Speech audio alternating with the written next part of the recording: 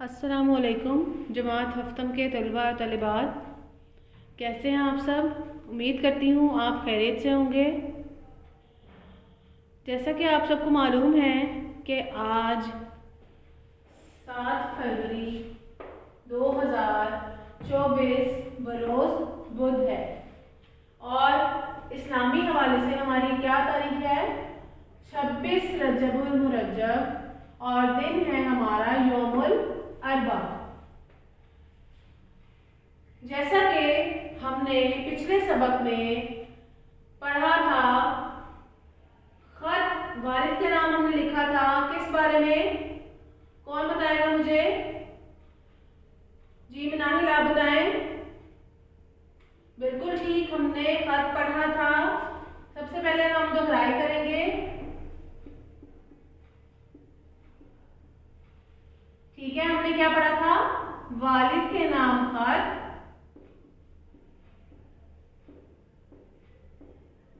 किस लिए?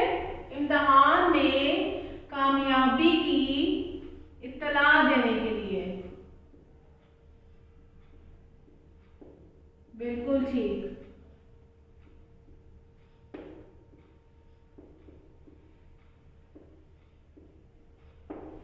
ठीक हो गया। तो दोहराई में हम क्या करेंगे, मैं आपसे मुख्तलिफ तलबात से पूछूंगी कि हमने खत कैसे लिखा था और खत के क्या मदारिज हैं। ठीक है, कौन मुझे बताएगा कि खत शुरू कैसे करते हैं और उसका इख्तिताम कैसे करते हैं? जी अलीना, आप बताएं। बिल्कुल ठीक, शाबाश। सबसे पहला हमारा जो है खत का जो दर्जा है, सबसे पहला हम शुरू कहाँ से करते हैं? खत से, आदाब व तस्लीमात से। शाबाश।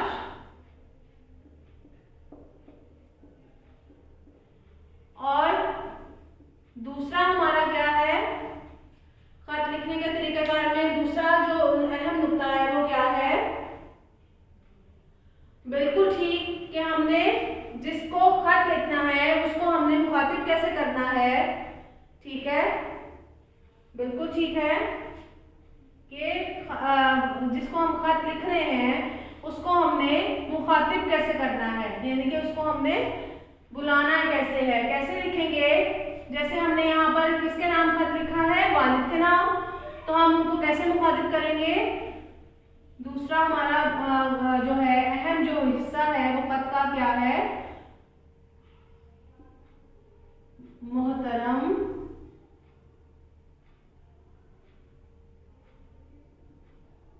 वालिद साहब, या मकतूब अलैह जिसको हम खत लिख रहे हैं, मकतूब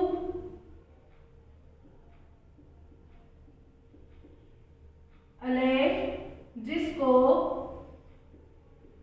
खत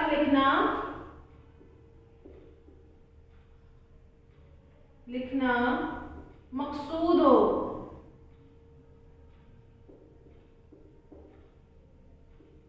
ठीक है, तो यहाँ पर हम किसको खत लिख रहे हैं? अपने वालिद को खत लिख रहे हैं कि मैं इम्तिहान में कामयाब हो गया हूँ। ठीक है, तो इसको हम क्या बोलेंगे, कैसे हम मुखातिब करेंगे? मोहतरम वालिद साहब, या वो शख्स जिसको हम खत लिख रहे हैं, या मकतूब अलैह जिसको खत लिखना मकसूद हो। ठीक है, जिसको हम मुखातिब कर रहे हैं खत में। बिल्कुल ठीक। और नंबर 3 पे क्या आ जाता है? कौन बताएगा मुझे? जी अब्दुल्ला, आप बताएं। नंबर 3 पे बिल्कुल ठीक, जो खत का मजमून है वो आएगा नंबर 3 पे। बिल्कुल ठीक, शाबाश। मजमून, ठीक है। मजमून में हम क्या लिखेंगे, कौन बताएगा? आबान, आप बताएं। हमारा उन्वान है जी, हमने खत लिखना है अपने वालिद साहब को कि इम्तिहान में मैं अच्छे नंबरों से कामयाब हो गया हूँ, तो उसकी तरह हमने अपने वालिद को देनी है। तो हम कैसे लिखेंगे उसका मजमून? बिल्कुल ठीक, कि सबसे पहले हम आदाब व तस्लीमात के अस्सलामु अलैकुम वालिद साहब, खैरियत से होंगे। ठीक है, मैंने आपको ये बताने के लिए खत लिखा है कि मैं इम्तिहान में बहुत अच्छे नंबरों से कामयाब हो गया हूँ। ठीक है, और मैं कोशिश करूँगा या मुझे उम्मीद है कि मैं आने वाली अगली जमातों में भी बहुत अच्छी कारकर्दगी का मुजाहिरा करूँगा। ठीक है, बिल्कुल ठीक। नंबर 4 पे क्या आ जाता है हमारा इख्तिताम। हम खत का कैसे करेंगे? सबसे आखिरी और सबसे अहम हिस्सा खत का कि कैसे हम खत का इख्तिताम करते हैं। कौन बताएगा मुझे? जी रबिया, आप बताएं। बिल्कुल ठीक, हम इख्तिताम कैसे करते हैं? दुआया कलिमात के जरिए। इख्तिताम कैसे करते हैं हम? बिल्कुल ठीक, हम जब इख्तिताम करते हैं तो हम लिखते हैं ना कि आपका प्यारा बेटा या आपकी प्यारी बेटी। ठीक है, तो उससे पहले हम इख्तिताम में क्या लिखते हैं कि आपको सलाम और दुआ, यानी कि हम दुआया कलिमात से खत का इख्तिताम करेंगे। ठीक है,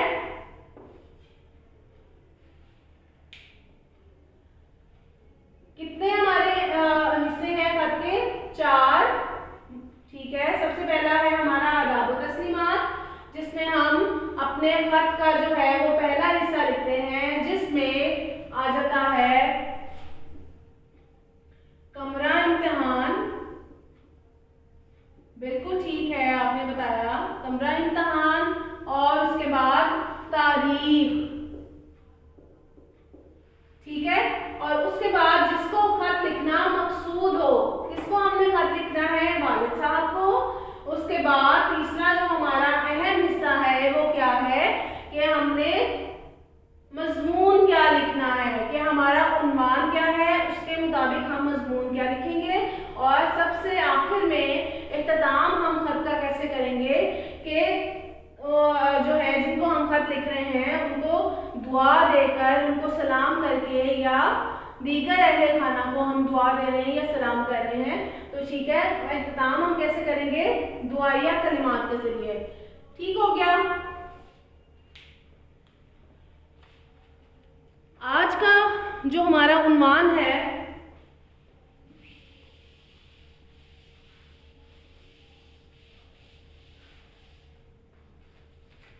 जैसा कि आप यहाँ देख सकते हैं, आज का हमारा जो मौजू है वो ग्रामर है, और जो उन्वान है वो हमारा है नामुकम्मल फिकरात।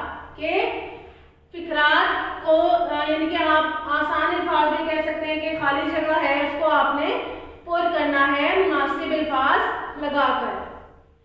अब हम अपने सबक का आगाज करते हैं। सबसे पहला फिकरा है, सबसे पहला फिकरा है जी,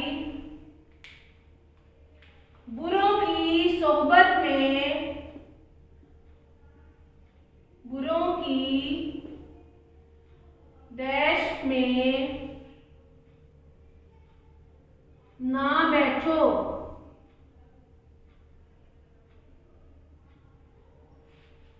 ठीक है, सबसे पहला फिकरा हमारा क्या है? बुरों की डैश में ना बैठो। ठीक है, मुनासिब सा जो है, जो इस जुमले को मुकम्मल कर दे, उस लफ्ज के साथ हम इस जुमले को पूरा करेंगे। बिल्कुल ठीक, इस जुमले में क्या आ सकता है? कौन बताएगा मुझे? जी ज़ारा, आप बताएं। बिल्कुल ठीक बोला आपने, बुरों की सोहबत में ना बैठो, उनके साथ ना बैठे। ठीक है, बिल्कुल ठीक। यहाँ हम क्या लिखेंगे? सोहबत, सोहबत। ठीक है, अगला जुमला है हमारा नंबर 2 पे, तमाम बुराइयों की जड़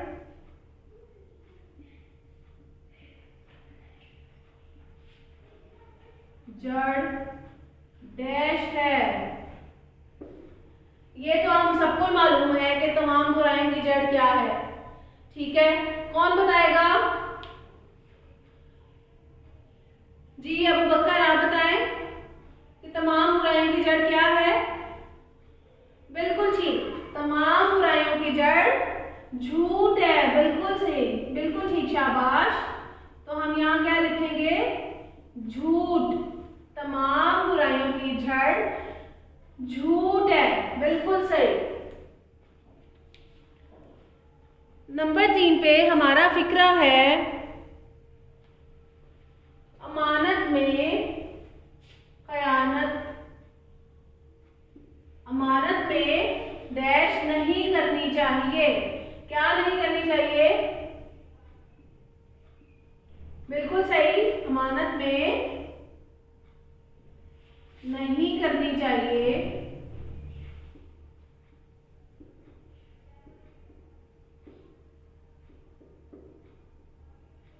अमानत में बिल्कुल सही बोला आपने, खयानत नहीं करनी चाहिए। शाबाश, खयानत नहीं करनी चाहिए। हम अक्सर कहते हैं ना कि जी आपके पास किसी भी की भी अमानत पड़ी है तो उसको क्या करें? उसको खर्च ना करें, या कोई चीज आपके पास किसी ने रखवाई है तो उसको संभाल के ध्यान से अपने पास रखें। ठीक है, तो इसका मतलब क्या है? हमें अमानत में खयानत नहीं करनी चाहिए, यानी कि किसी के माल पर बुरी नजर नहीं डालनी चाहिए और उसकी अमानत को ध्यान से एहतियात से संभाल के रखना चाहिए। समझ आई? समझ लगी है? ठीक है,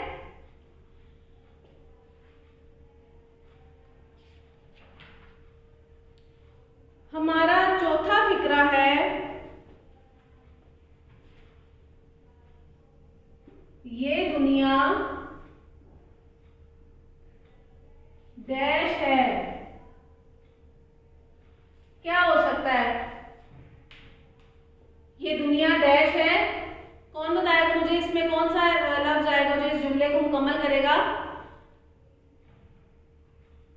जी हूर, आप बताएं।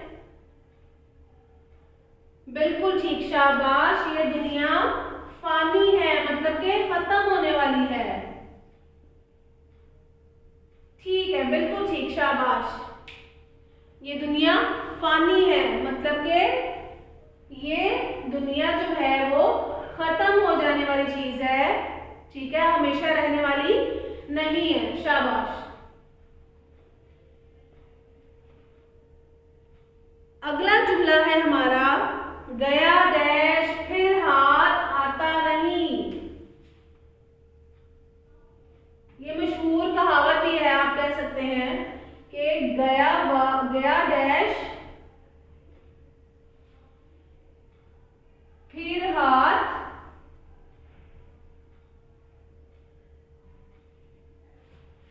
आता नहीं।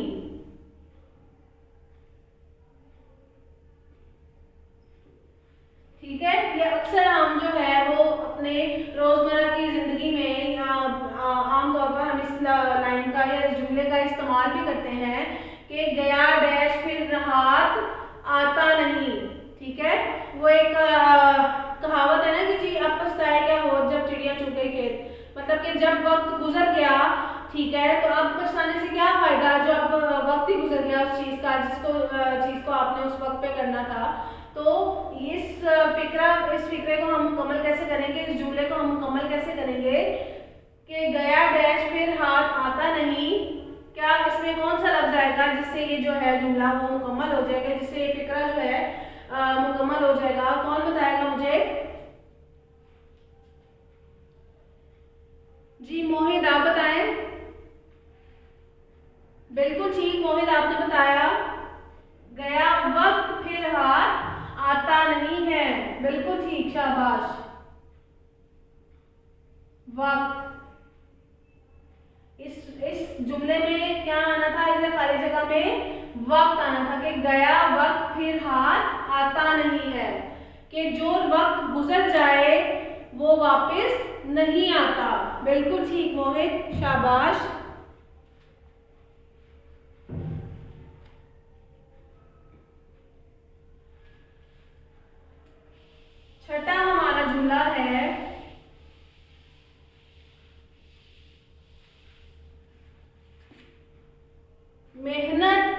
कामयाबी का डैश है या मेहनत कामयाबी की डैश है। छठा जुमला हमारा है मेहनत कामयाबी की डैश है।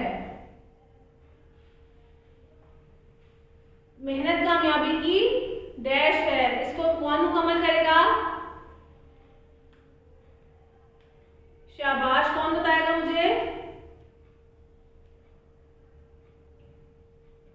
हफ्सा आप बताइए, इस जुमले को हम कैसे मुकम्मल करेंगे? कौन सा लफ्ज आएगा जिससे ये जो है जुमला मुकम्मल हो जाएगा? बिल्कुल ठीक, मेहनत कामयाबी की कुंजी है या मेहनत कामयाबी की सीढ़ी है। बिल्कुल, जब तक हम मेहनत नहीं करेंगे तब तक हम कामयाबी की सीढ़ी पर नहीं चढ़ सकते। बिल्कुल ठीक, शाबाश। यहाँ पर आएगा कुंजी है या सीढ़ी है।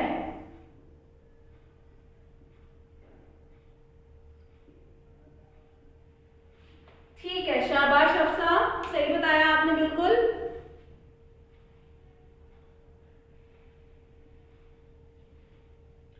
हमारा सातवां फिक्रा है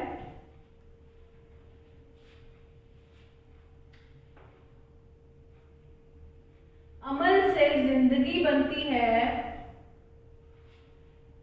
हमने अक्सर ये शेर सुना हुआ है, इलामा इकबाल का शेर है, बहुत ही जाना हुआ। अमल से जिंदगी बनती है, जन्नत भी और डैश भी। ये फिक्रा आपने मुकम्मल करना है। कैसे करेंगे? अगर किसी ने ये शेर पढ़ा हुआ है तो वो बआसानी इस जुमले को मुकम्मल कर सकता है। इलामा इकबाल का बहुत ही मशहूर शेर है, अमल से जिंदगी बनती है, जन्नत भी डैश भी। ये खाकी अपने फितरत में ना नूरी है ना नारी है। ये पूरा एक जो शेर है इलामा इकबाल का, वो मैंने आपको बताया है, पर इसमें क्या आना है ये आपने मुझे बताना है, ठीक है?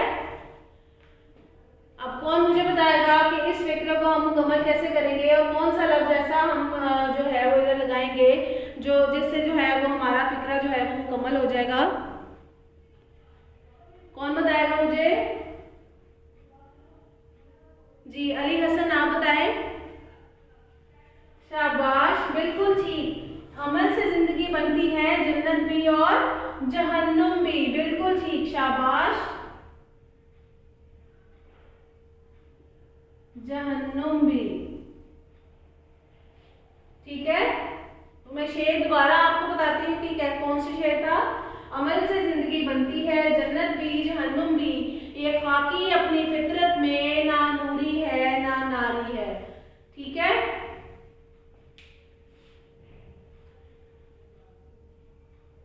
आठवां हमारा जो फिक्रा है वो है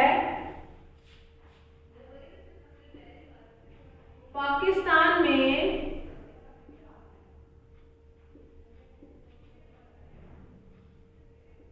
गैर मुस्लिमों की तादाद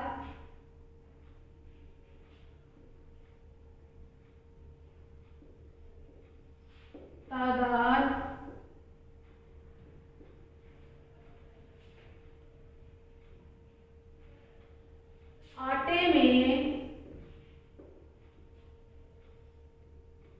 डैश के बराबर है।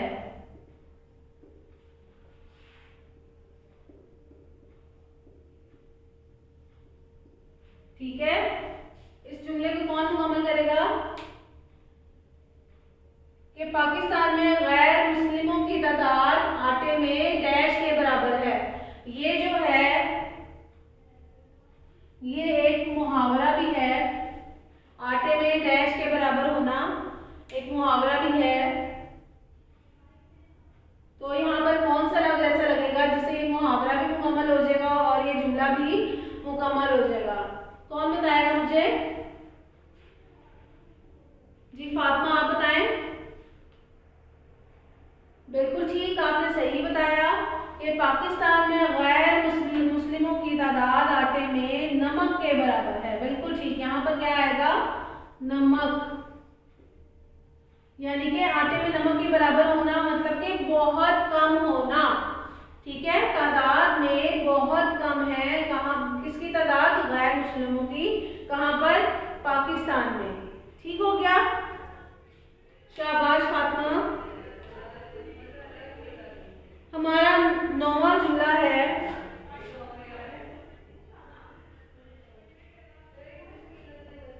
चिराग से डैश जलता है।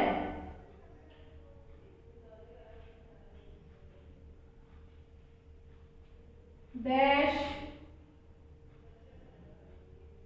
जलता है।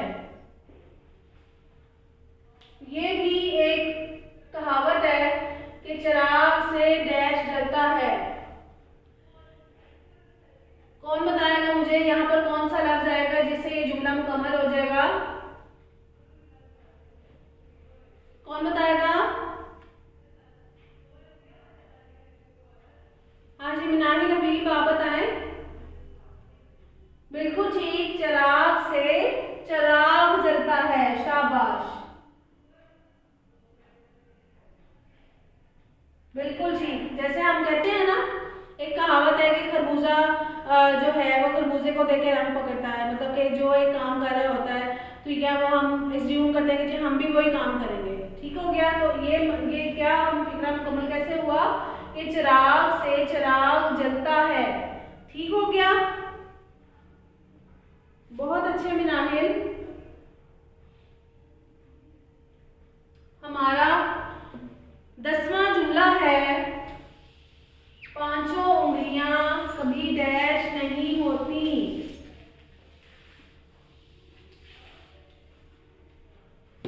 पांचवा जुमला क्या है और 10वां जुमला क्या है?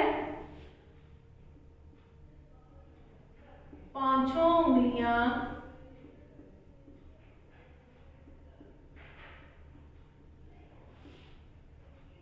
कभी डैश नहीं होती।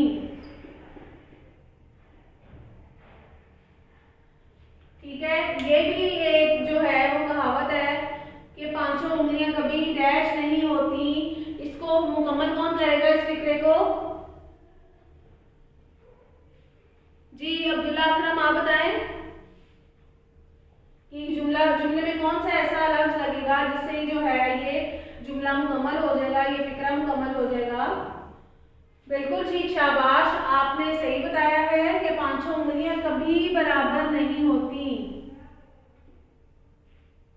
यानी कि हर एक जैसा नहीं होता। सबकी रंग ढंग चाल, ठीक है, सबका जो है वो तरीका का, रहन सहन का, सब कुछ अलग होता है। बिल्कुल ठीक, शाबाश।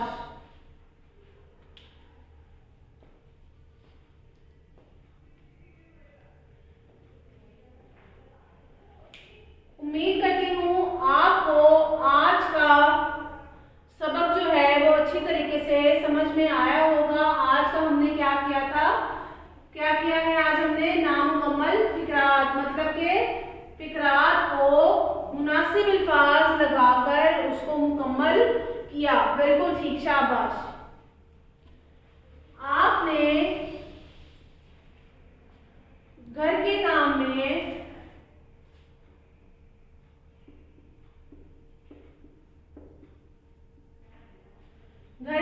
करना आपने ये है कि आपने जो आज हमने फिक्रात किए हैं जमात में, वो आपने कापियों पर लिखने हैं और उनको याद करना है। ठीक है, घर के काम में आपने क्या करना है?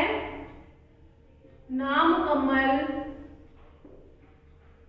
फिक्रात कापियों पे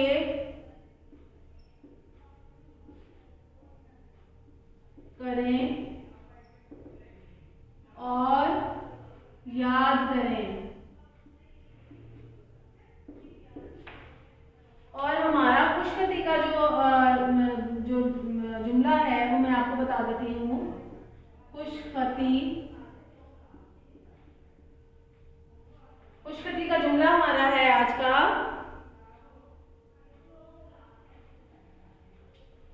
मेहनत कामयाबी की कुंजी है। ठीक है, ये आपका खुशखबरी का जुमला है और ये आपका घर का काम है। ठीक है, उम्मीद करती हूँ आपको आज का सबक जो है वो अच्छी तरीके से समझ लग गया होगा। ठीक है,